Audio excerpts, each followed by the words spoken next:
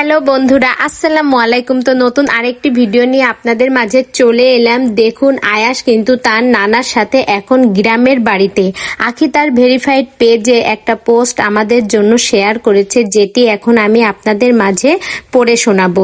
সেই পোস্টটিতে লেখা ছিল এই রকম যে, আলহামদুলিল্লাহ, অনেক ইচ্ছা ছিল 7 দিনের মাথায় আকিকা দিব, কিন্তু সম্ভব হয়নি। আয়াসের প্রথম জন্মদিনের আগে আলহামদুলিল্লাহ আয়াসের জন্য আল্লাহর কাছে শুকরিয়া হয়ে আকিকা দিব আজকেই। তো আখির ছেলের কিন্তু আকিকা সম্পন্ন হচ্ছে। আখি চায় যে তার ছেলের 1 বছর পূরণ হওয়ার আগেই সে আকিকাটা সম্পন্ন করতে। আকিকা কিন্তু মুসলমানদের জন্য খুবই গুরুত্বপূর্ণ একটা জিনিস।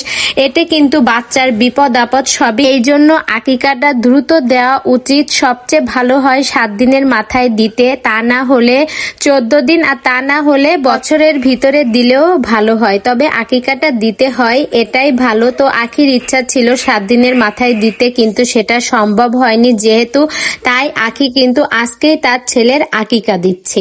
যেহেতু আয়াসের কিন্তু 15ই ডিসেম্বর জন্মদিন, আখি চায় যে জন্মদিনের আগেই আয়াসের আকিকাটা সম্পন্ন করতে। যাক ভালো, এটা কিন্তু মা বাপেরই একটা দায়িত্ব। তো আখি সেই দায়িত্ব পালন করছে।